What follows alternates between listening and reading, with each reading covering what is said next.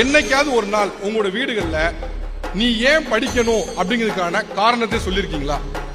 No. பெரும்பாலும் யார் வீட்லயும் நீ ஏன் படிக்கணும் சொன்னதே இல்ல.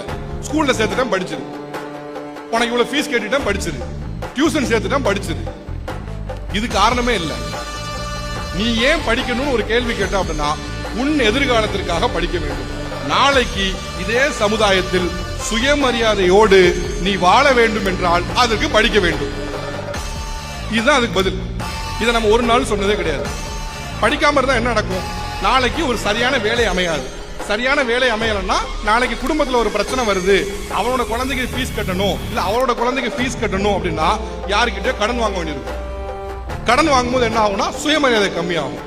உன்னுடைய ஸ்டாண்டர்ட் ஆஃப் லிவிங், உன்னுடைய வாழ்வாதாரத்தை உயர்த்துவதற்காக நீ படிக்க வேண்டும்.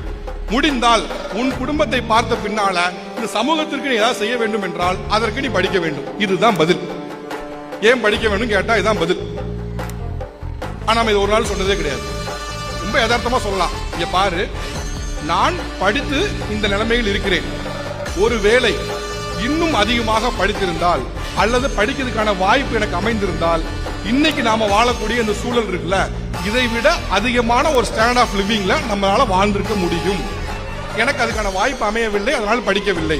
ஆனால் உனக்கு அந்த வாய்ப்பை ஒரு நல்ல பள்ளியில நல்ல கல்லூரியில சேர்த்து உனக்கு வாய்ப்பை ஏற்படுத்தி கொடுத்திருக்கேன், அதை நீ பயன்படுத்திக்க. இதுதான் அதுக்கு பதில். ஒரு நாள் நம்ம சொல்லவே மாட்டோம். உங்களுக்கு நிறைய கஷ்டங்கள் இருந்திருக்கும், அந்த கஷ்டத்தை நீங்க ஒரு நாள் சொல்லவும் மாட்டீங்க.